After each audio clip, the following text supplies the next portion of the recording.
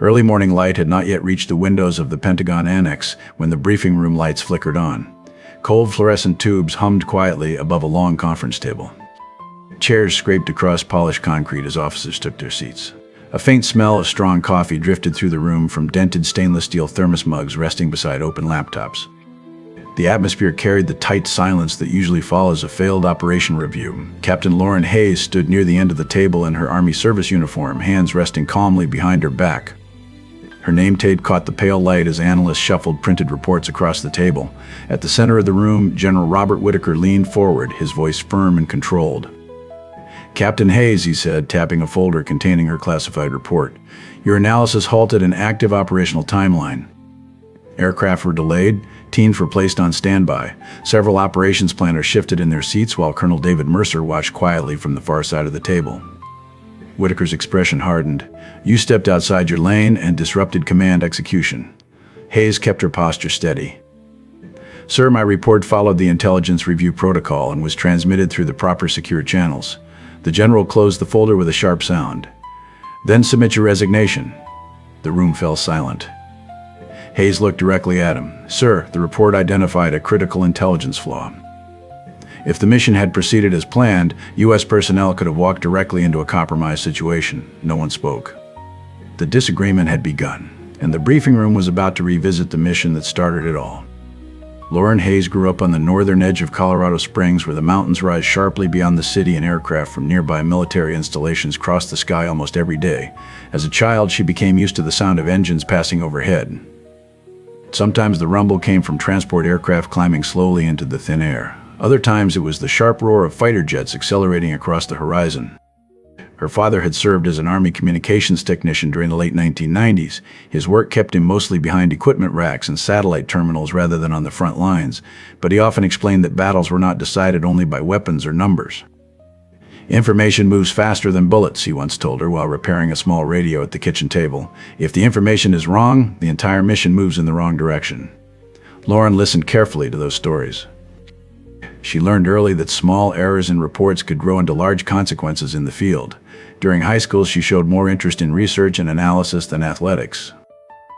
Teachers noticed that she enjoyed complex problems that required careful observation rather than quick guesses. When other students rushed through assignments, Lauren usually spent extra time verifying details. After graduating, she enrolled at a state university and chose to study international relations alongside data analysis courses. The combination allowed her to examine global security issues while also learning how to evaluate large sets of information. During her second year, she joined the Army Reserve Officers Training Corps program on campus. The program introduced her to military leadership training while she completed her academic degree. Unlike some cadets who focused on physical competition, Lauren became known for her ability to analyze complicated training scenarios. Field exercises often included simulated intelligence reports containing incomplete or misleading information.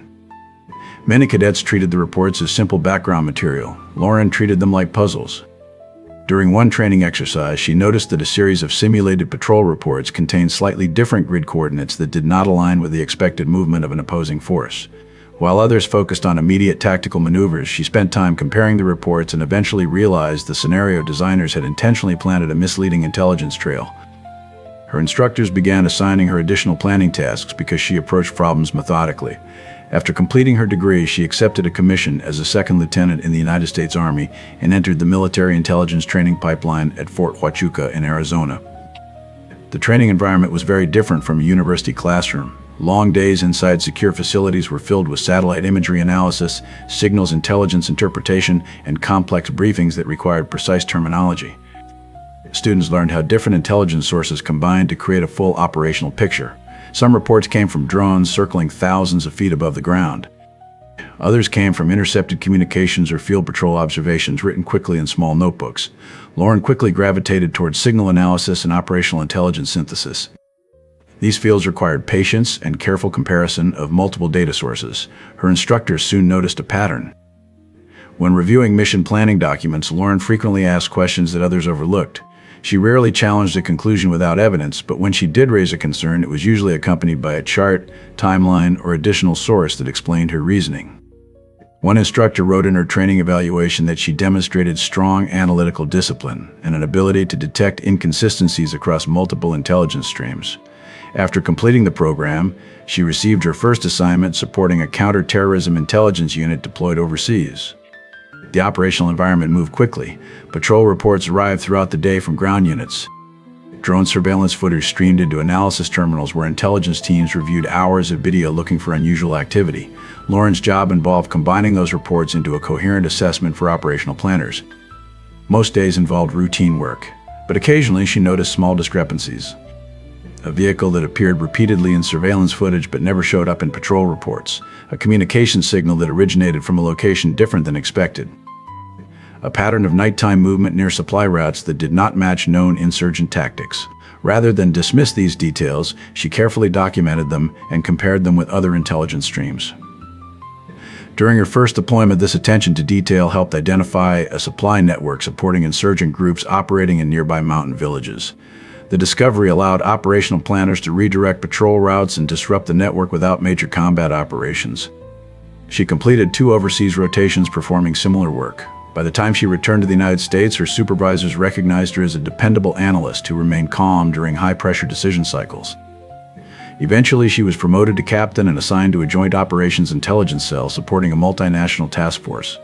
The assignment placed her inside a planning environment where multiple military branches and allied forces coordinated complex missions. Her responsibilities expanded beyond simple analysis. She now reviewed operational proposals before they moved up the chain of command toward senior leadership. The job required balancing 2 competing pressures. Operational planners needed fast intelligence assessments in order to execute missions quickly. Intelligence officers, however, were responsible for ensuring that those missions were based on accurate information. Lauren's approach often leaned toward caution. She preferred verifying details before approving conclusions. Most officers respected her professionalism and work ethic. However, some planners occasionally grew frustrated when her questions slowed the decision process. Colonel David Mercer, the senior intelligence officer supervising the analysis cell, supported her approach. He often reminded younger analysts that intelligence work was not about speed alone. "It's about accuracy," he once said during a late-night planning review. "If we rush past the details, the people carrying rifles downrange will be the ones paying for our mistakes." Lauren took that advice seriously, and it was precisely that mindset that eventually led her to write a report challenging a mission plan already moving toward approval. The mission packet arrived late in the evening during the final hours of the Operations Center's planning cycle. By that time, most of the Joint Command staff had already been working for nearly 12 hours. Screens across the tent displayed satellite imagery, terrain models, and rotating surveillance footage gathered during the previous week. Outside the operations shelter, the airfield was quiet, except for the distant thump of helicopter rotors during routine maintenance runs. Inside, the environment remained busy. Radios crackled with updates from patrol units operating several kilometers away, while analysts typed notes into secure databases. The proposed mission had been placed on an accelerated timeline. Joint Command believed they had identified an insurgent coordination site hidden in a narrow valley within a mountainous region overseas. Satellite imagery showed a small compound surrounded by rock outcroppings and sparse tree cover. Several buildings formed a rough square around a central courtyard. Signals intelligence had reportedly detected intermittent communication transmissions originating from the area. According to the mission summary, those transmissions were linked to 2 individuals believed to be coordinating attacks on coalition patrol routes along nearby supply roads. Operational planners believed the targets were using the compound as a temporary relay point to communicate with smaller militant cells operating in surrounding villages. The location made the site difficult to approach by ground. Steep ridges surrounded the valley on 3 sides, and the only accessible road wound through a narrow pass that insurgents could easily monitor. Because of the terrain, the proposed plan involved a nighttime helicopter insertion. Special operations teams would depart from a forward airfield shortly after midnight. 2 transport helicopters would approach the valley at low altitude, while a pair of armed escort aircraft remained nearby for protection. The teams would land just outside the compound, secure the perimeter, and move quickly to capture the 2 high-value targets believed to be inside the buildings. Once the targets were secured, the teams would exfiltrate before sunrise.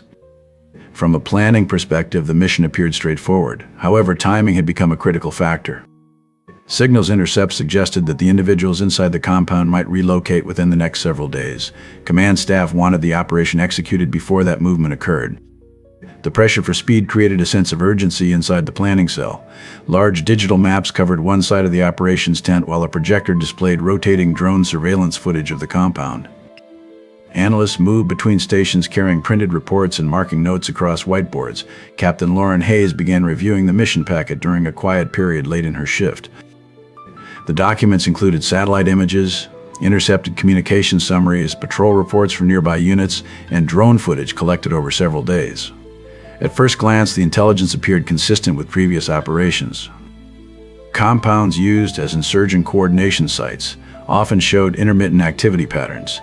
Vehicles arrived briefly, transmissions appeared and disappeared, and personnel moved between buildings at irregular intervals. Still, as Hayes continued reviewing the data, several details began to stand out. The first inconsistency appeared in the surveillance timeline. Drone footage showed movement around the compound during daylight hours, but the timestamps attached to certain video segments did not align with the communications intercept logs. Some transmissions attributed to the compound occurred during time periods when the drone footage showed little activity. That discrepancy alone might have been explained by equipment error or delayed signal routing. However, Hayes noticed additional irregularities. Several movement patterns near the compound did not resemble the behavior normally associated with militant command centers. In typical insurgent coordination sites, activity often increased during nighttime hours when fighters moved between locations to avoid aerial observation. Yet the footage from this compound showed the opposite pattern. Most movement occurred during the day. Small groups of people moved between buildings in ways that appeared routine rather than tactical. At one point, Hayes noticed several individuals carrying containers that resembled water jugs rather than weapons or communications equipment. She rewound the footage and watched the segment again. The individuals walked slowly across the courtyard, pausing briefly near a cooking fire visible along the edge of the frame. Cooking fires were not unusual in remote compounds, but insurgent coordination sites typically minimize visible heat signatures during daylight hours when surveillance drones were likely overhead. Hayes leaned back in her chair and opened the signals intercept report again. The report summarized a series of mobile phone transmissions believed to be linked to insurgent operatives. Analysts had traced the signals to the general area surrounding the compound, yet the intercept logs listed several different device identifiers that appeared inconsistent with the communications equipment normally used by militant groups. Many insurgent networks relied on encrypted radios or satellite communication devices rather than standard mobile phones. Hayes began comparing the intercept identifiers with a separate database containing known communication patterns from humanitarian organizations operating in the region. Several identifiers appeared similar to those used by aid workers coordinating supply deliveries. She marked the observation in her notes but continued reviewing the rest of the mission packet. Patrol reports from nearby coalition units described occasional civilian movement along mountain paths near the valley. Villagers displaced by fighting sometimes moved through the region searching for safer locations. Those reports had been included in the intelligence file but were categorized as background information rather than operationally significant details. Hayes scrolled through the drone footage again. This time, she paid closer attention to the small figures moving near the buildings. Their behavior looked unstructured. Children occasionally appeared in the footage, running briefly across the courtyard before disappearing behind walls. One segment showed a group of individuals gathered near a large pot placed above a cooking fire. She paused the video and zoomed in on the image. The shapes were indistinct due to the drone's altitude, but the activity resembled daily routine rather than organized militant coordination. The more she reviewed the footage, the more the compound began to resemble a temporary shelter site rather than a command center. Still, her interpretation conflicted with the mission summary already moving through the planning process. Several other analysts had reviewed the intelligence earlier in the day and reached a different conclusion. Hayes walked across the operations tent to discuss the discrepancies with two fellow analysts working near the projection screen. They listened briefly while reviewing her notes. One analyst shrugged. "Probably just surveillance lag," he said. "Signal intercept timestamps get messy when the relay satellites shift position." Another analyst pointed to the mission timeline displayed on the wall. "The operation's already on the clock," he added. "Teams are preparing equipment. Unless there's something definitive, command isn't going to slow the plan." Hayes returned to her workstation and continued reviewing the intelligence. Outside the tent, the sound of helicopter engines briefly echoed across the airfield as maintenance crews conducted nighttime checks. Inside, the planning cell continued preparing mission briefings. Despite the pressure to finalize the operation, Hayes could not ignore the pattern forming across the data. The compound activity did not match the operational profile described in the mission packet. Instead, the evidence increasingly suggested that the location might be hosting civilians displaced by recent fighting in nearby villages. If that interpretation proved correct, a nighttime raid could place non-combatants directly in the middle of an armed assault. Special operations teams expected to encounter hostile fighters. They would enter the compound prepared for resistance. In such conditions, even small misunderstandings could escalate quickly. Hayes looked again at the final page of the mission packet where the recommendation for operational approval had already been drafted. If she said nothing, the mission would likely proceed within the next 24 hours. If she raised concerns, the operation might be delayed while additional intelligence verification occurred. Delays could allow legitimate insurgent targets elsewhere to escape detection. But ignoring the discrepancies could place innocent civilians in danger. She opened a new document on her terminal and began compiling her observations into a formal intelligence reassessment. The decision to submit that report would place her analysis directly against the operational momentum already building inside the command structure. And once the report moved through secure channels, the planning process would have to confront the possibility that the mission itself might be targeting the wrong location. The operations center grew noticeably quieter after midnight. Most of the planning staff had already completed their briefings and stepped outside for fresh air or returned to temporary quarters to rest before the next shift. The large tent still glowed with pale monitor light, but the constant movement from earlier in the evening had slowed. Captain Lauren Hayes remained at her workstation. The air inside the shelter carried the familiar smell of dust, canvas fabric, and electronics that had been running for too many hours without a break. A small fan hummed somewhere near the server racks. Radios placed along the communications table occasionally crackled with short patrol updates from units operating in the mountains several kilometers away. Beyond those brief bursts of radio chatter, the room was quiet. Hayes leaned closer to her screen and reopened the surveillance archive. The drone footage from the compound had been collected over several days.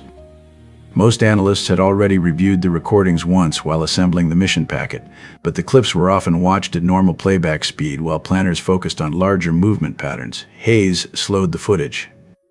She advanced through the recordings frame by frame. At first, the images appeared uneventful.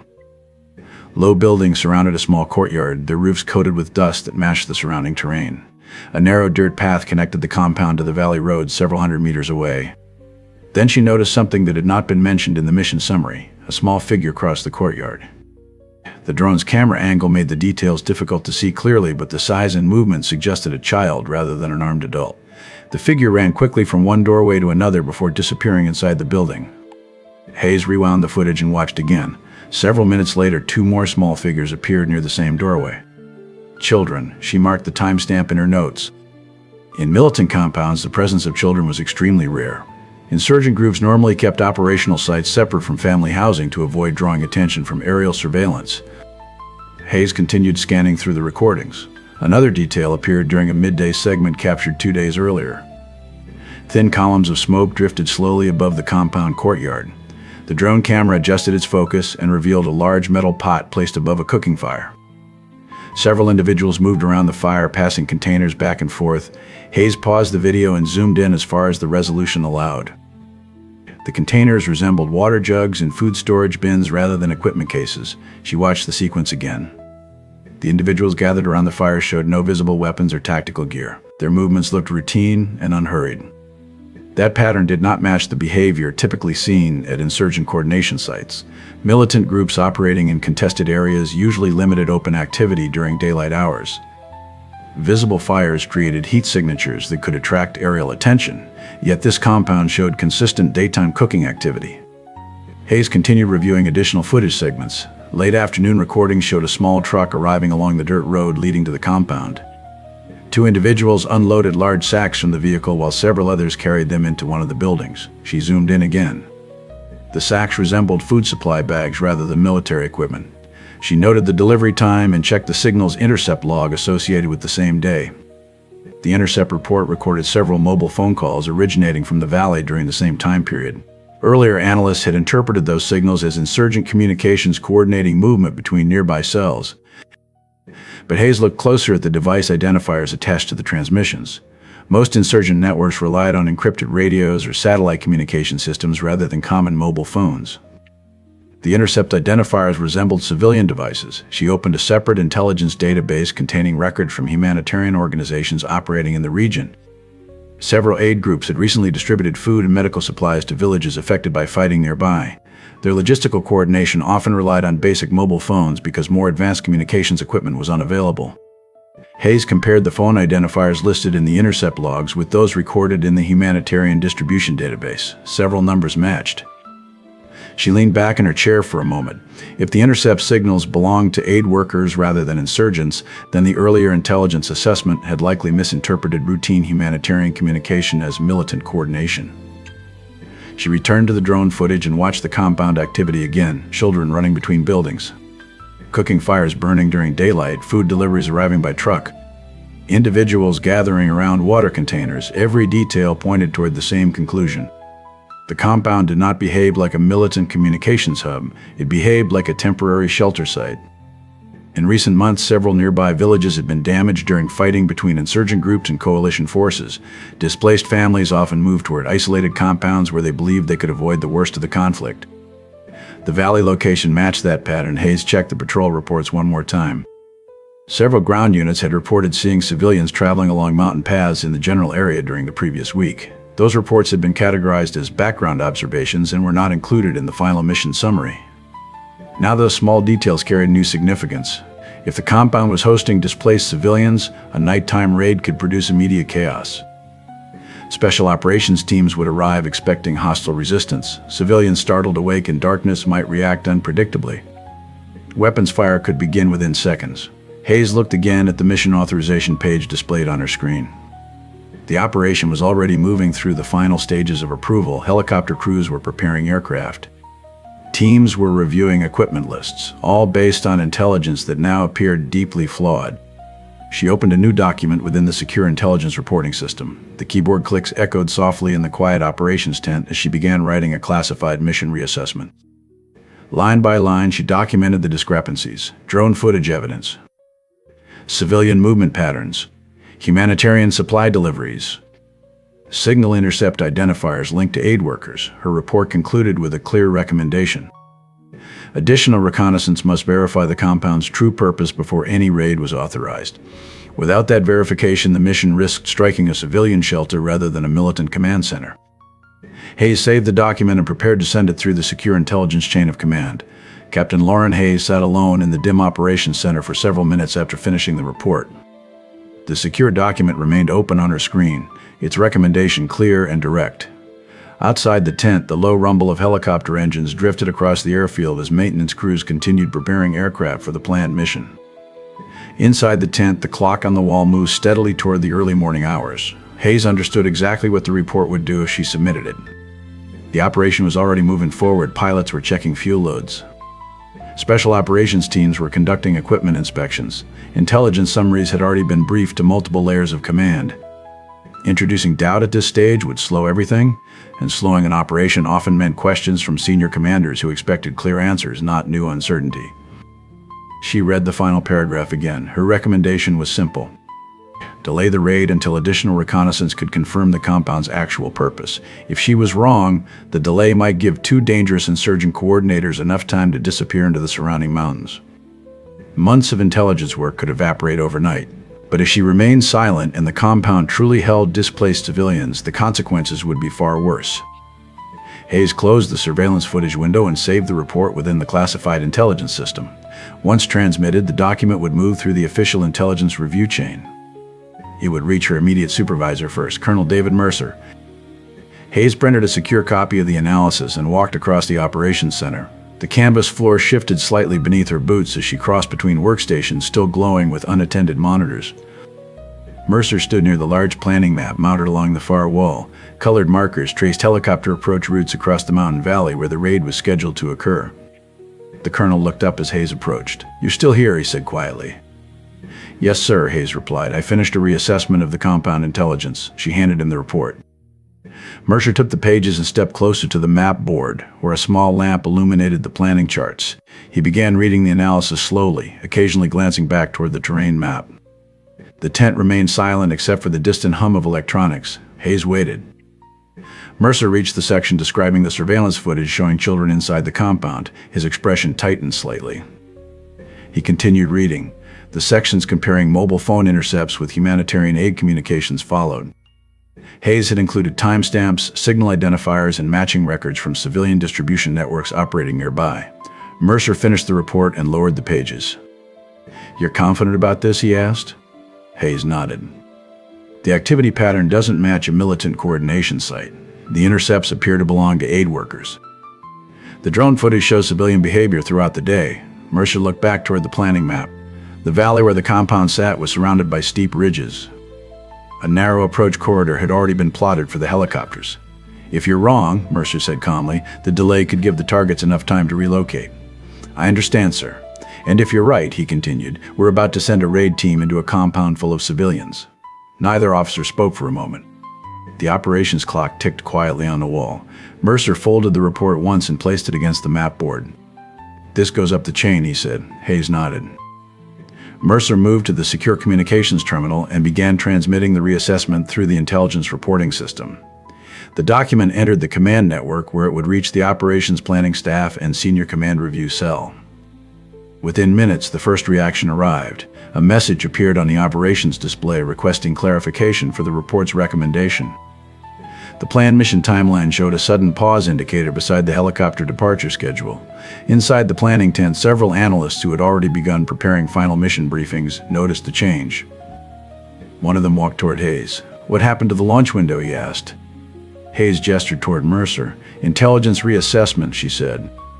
The analyst frowned slightly but returned to his workstation. Outside the tent, the sound of rotor blades briefly increased as a helicopter crew conducted a systems check. Ground personnel moved around the aircraft with flashlights, unaware that the mission schedule had just shifted. Inside the command network, senior planners began requesting explanation after explanation.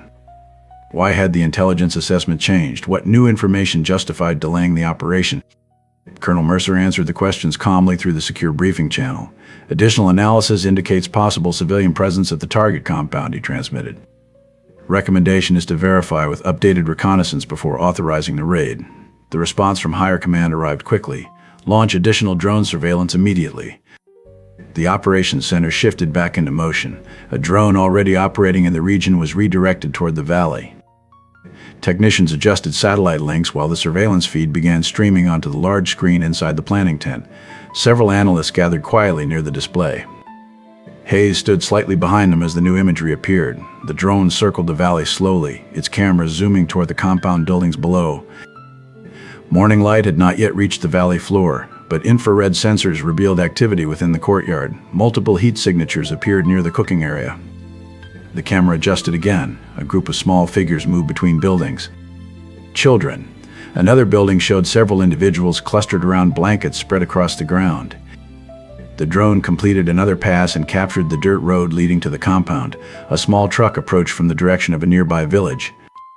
Two people stepped from the vehicle and began unloading large sacks. Food supplies. The room remained silent. Every new frame reinforced the same conclusion. The compound was not an insurgent command center. It was housing dozens of displaced civilians seeking temporary shelter from fighting in the region. Colonel Mercer watched the screen and nodded once. He opened the communications channel again. Reconnaissance confirmed civilian presence at the compound, he reported. Recommend immediate cancellation of the raid. Several minutes later, the official decision arrived. The mission was terminated. Helicopter crews on the flight line were instructed to stand down. Special operations teams returned equipment to storage while planners began reviewing alternate intelligence leads. Within the hour, surveillance analysts identified a different location several kilometers away that matched the communication patterns originally associated with the insurgent network. Planning shifted toward that verified target. Inside the operations center, the atmosphere gradually returned to its normal rhythm. Hayes sat quietly at her workstation reviewing the updated reconnaissance reports. No one announced what had nearly happened, but every analyst in the room understood. Without the reassessment report submitted only hours earlier, the helicopters would already have been approaching the valley. And a raid team expecting hostile fighters would have landed in the middle of a civilian shelter. Later that morning, the review briefing began inside the Pentagon Annex conference room where senior leadership examined the events surrounding the delayed operation. The long table was covered with printed reports, digital tablets, and updated intelligence summaries. Cold fluorescent lights hummed overhead while several officers settled into their seats. General Robert Whitaker stood near the briefing screen with a folder of operational timelines in his hand. His expression remained controlled, but the frustration from the disrupted mission schedule was still visible. The operation was delayed less than 6 hours before launch, he said. Aircraft had already been prepared and teams were staged. Around the table, several planners nodded quietly. The delay had forced a rapid shift in planning during the middle of the night. Colonel David Mercer stepped forward carrying a set of documents. Sir, he said, the delay occurred after Captain Hayes submitted an intelligence reassessment regarding the target compound. Whitaker gestured toward the screen. Show me. The projector illuminated the wall as Mercer began displaying the comparison images. First appeared the original mission intelligence summary identifying the compound as a militant communications hub. Satellite images highlighted suspected transmission sources and potential access points for the raid teams. Then Mercer displayed the updated reconnaissance imagery captured overnight. The difference became immediately clear. Thermal drone footage showed dozens of civilian heat signatures moving throughout the compound courtyard. Additional images revealed cooking fires, supply deliveries, and several small figures clearly identifiable as children. Mercer spoke calmly while the images rotated across the screen. Captain Hayes reviewed surveillance timestamps and communications intercepts. She determined the signal sources attributed to insurgents were actually linked to humanitarian aid workers operating nearby. He advanced the slide again. Additional drone surveillance confirmed the compound was serving as a temporary shelter site for displaced civilians. The room fell quiet. Several officers leaned forward to study the images more closely. The evidence was difficult to dispute. If the mission had launched as originally planned, special operations teams would have entered the compound expecting armed resistance. Instead, they would have encountered families seeking shelter from nearby fighting. General Whitaker remained silent for several moments while reviewing the final images. He then looked toward Captain Hayes, who stood near the far end of the conference table. "You submitted the reassessment through the proper intelligence channels?" he asked. "Yes, sir," Hayes replied. Whitaker glanced back at Mercer's documentation. The report timestamps, supporting data, and surveillance analysis clearly showed the recommendation had followed established protocol. Finally, the general closed the folder in his hands. "Captain Hayes," he said, his tone noticeably different from earlier that morning. "Your analysis prevented this command from executing a raid against a civilian shelter." He nodded once. "That is exactly what intelligence oversight is supposed to do." By late afternoon, the operations center had returned to its normal rhythm. The tension that had followed the overnight delay gradually faded as new planning tasks replaced the earlier mission timeline. Screens across the tent displayed fresh intelligence feeds, patrol reports, and updated satellite imagery. Word about the corrected target assessment spread quietly through the staff. No official announcement was made, but analysts who had been present during the overnight review understood what had occurred. The drone imagery confirming the civilian shelter had circulated through the command network, and most of the planning team had already seen the comparison reports. Pilots who had prepared for the canceled mission arrived during the next briefing cycle to review updated flight assignments. Several of them paused near the intelligence desks, asking brief questions about the revised target. One of the helicopter pilots studied the drone images on a nearby screen and shook his head slightly. "Good catch," he said before heading toward the flight planning board. Across the tent, operations planners resumed adjusting maps and updating mission schedules. The earlier Valley compound had been removed from the board, replaced with a new location several kilometers away where confirmed militant communications activity had been detected. The pace of work gradually returned to its usual steady flow. Late in the evening, after most of the planning meetings ended, a few analysts gathered near Hayes' workstation while reviewing updated reconnaissance reports. One of them tapped lightly on the edge of her desk. "Those timestamps you flagged," he said. "We checked the intercept routing again this afternoon. The satellite relay delay explains the mismatch. Without that comparison, we probably wouldn't have caught it." Hayes nodded. "It only stood out after the footage review," she replied. Another analyst pulled up the humanitarian aid database on his screen. "The phone identifiers matched their distribution teams," he added. "That connection was buried in a different reporting system."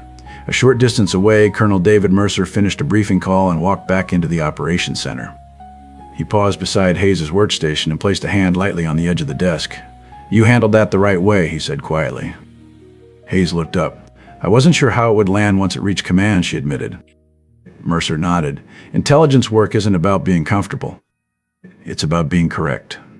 He glanced toward the large operations board where new mission routes were already being marked across the map.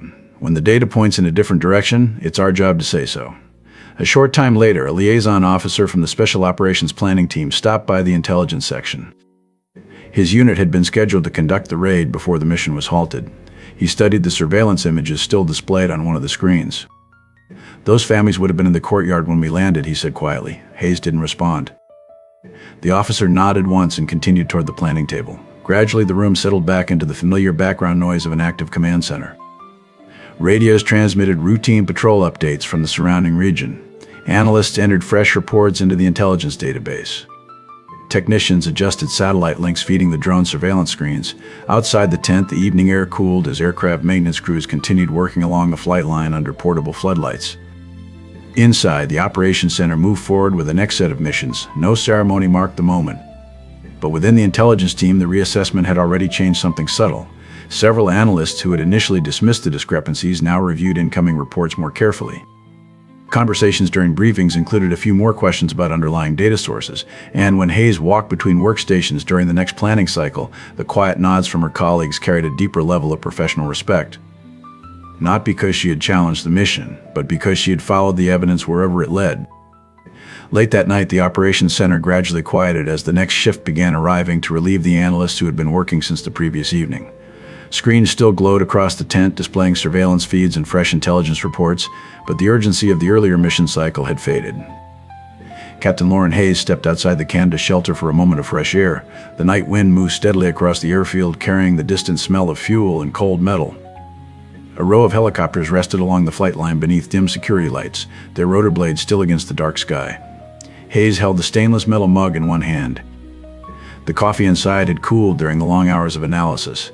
Behind her, the operations tent hummed quietly with radio chatter and keyboard clicks as the new shift began reviewing intelligence for the next mission. For a moment, Hayes watched the distant runway lights stretching across the darkness.